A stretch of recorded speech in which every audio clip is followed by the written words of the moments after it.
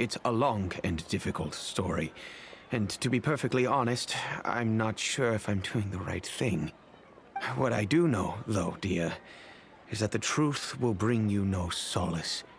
If anything, it will likely cause you a great amount of anguish. Wait, me? Yes. I understand perfectly why you came to see me. And I am touched by your collective commitment to do the right thing. But knowledge always comes at a price. And sometimes, as they say, ignorance is bliss. Your father, Kusela, and I both believed that. Of course, you have the right to seek and learn the truth, but I must warn you. The facts of this matter may reduce everything you've built for yourself into sand, blowing in the wind. If you must proceed, then Kusela's heartfelt efforts will also fade into the wind like a fleeting mirage. His heartfelt efforts? I'm sorry, sir, but I'm not sure I follow. I've made it this far in life without a single drop of my father's support. I have my own ideals and ways of looking at the world, as well as people and causes that I've chosen to cherish and fight for. None of these things have anything to do with him. I came here today to support you as the head of the Homiyani family. No warning will change my stance on that. I understand. Then let me tell you a little story. Our family once needed to take a trip to the desert when DUNYAZAD was just a baby. Along the way, we were attacked by bandits. They had superior numbers and quickly overpowered our bodyguards.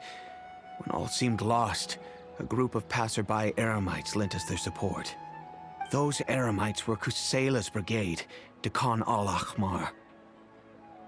Kusela's men told me that the attackers were Eremite mercenaries, just like themselves. I was shocked.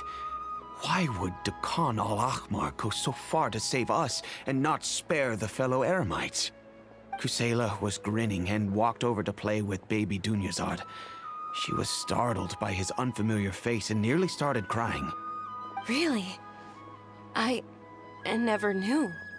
He said that he had no particular reason to help us. He just took pity on us because he had a daughter about the same age. We started talking about our children, and I sensed that he was a devoted father. To repay his kindness, I hired his brigade to help out at our estate for a time, and offered everyone generous remuneration. So, that's what happened. It was many years before I saw him again. I almost didn't recognize him the next time he came knocking on my door. The man I knew to be strong and healthy had been reduced to a shell of himself. He couldn't even walk anymore without his cane. So, what happened to him? He was perfectly fine when I left the brigade. I'm not too sure myself. The only thing that didn't change was his cheery disposition. He said there was absolutely nothing to worry about and that he had gotten into a fight. That was all. He then suddenly asked me if DUNYAZAD, now that she had grown, would need a bodyguard of her own. At the time, DUNYAZAD was going through a particularly severe bout of her Elazar. There was no need for her to have a bodyguard when she could barely leave the house. But he kept coming back to the topic. Come on, it never hurts to be safe.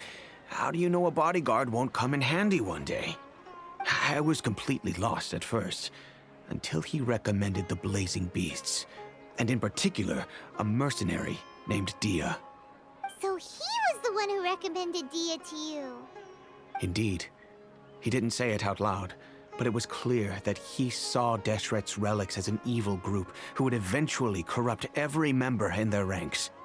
He was already beyond redemption, but he hoped that he would be able to detach his daughter from the vicious world of mercenary life. If DEHYA could stay in my house and keep working as a bodyguard, then gradually her affinity for the desert would decrease, and she'd be able to leave her previous life behind. And that's why you offered her such generous compensation? Yes, but not just because of that. From the moment that he asked me for that favor, I also began to see DEHYA as my own daughter. And that's also why I tried to persuade you to stay when you asked for permission to leave. I was willing to spend however much it took. Kusela saved my daughter and I all those years ago in the desert. I could never refuse him entrusting his daughter to me. He was always like that, acting like he's oh so smart and self-righteous. Kusela said that he'd reimburse me for a portion of Dia's fees. I refused to take any mora from him, but he'd always send me funds anyway. Eventually, I just accepted them as a token of his gratitude. And that went on for a while until I received another letter from him a few years ago. The letter contained a request to help him buy food, weapons, medicine, and even explosive materials. Wait! Isn't that around the time that Dakan al-Ahmar started becoming more aggressive? That's right. When I started to hear some nasty rumors, I became wary. I wanted to meet him face to face to discuss things, but by then, he was no longer receptive to my requests to talk. If I had to guess, it's probably because he doesn't want to put Dia at risk. That thought occurred to me as well. I figured that he probably came to me for help because he had nobody else to turn to. After some deliberation, I decided to send him some food and medicine.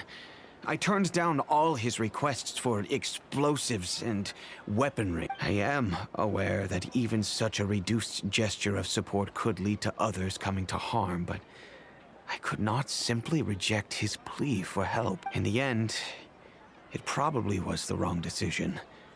I plugged my ears to the rumors and just chose a solution that made me feel least guilty about my... If you can, please tell me where he is now. None of the things he's doing right now make any sense if he's just trying to keep me from getting tangled up in his world. If all he wants to do is steer clear of me, then maybe he shouldn't have brought me into this world in the first place. Oh no.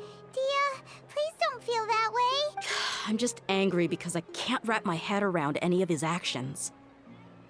Another way? I don't know. I knew him, and he was nothing more than a childish brute. I can't understand what's going through his head. But I guess you do have a point. We haven't uncovered the whole truth yet. We still need to figure out his exact actions and reasoning for these last few years. I'll do my best to help. Of course, anything between the two of you would need to be resolved between you and him. I don't know Kusela's exact whereabouts.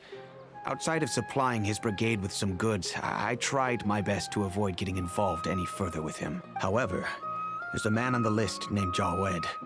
He used to be a mercenary in the desert and is now a member of the Corps of 30. He's responsible for supplying weapons and liaising with the Dakan al-Ahmar's merchant caravan. I think he should know Kusela's whereabouts. I've heard that he likes to have a few drinks alone and enjoy the cool wind at night outside the tavern. Maybe you'll be able to find him there. Understood. Thank you, sir. Then I guess this is bye for now, unless... I'll stay and be with my father here. To be honest, I'm still a little dazed and haven't finished processing everything quite yet. My father has indeed done something wrong, but if I think about it, I'm also not sure if there was a right way to handle this problem. I feel like our only course of action is to turn everything we know over to the Corps of 30 and let them render judgment. Yes. I am prepared to accept whatever verdict they choose. It's time to face my mistakes.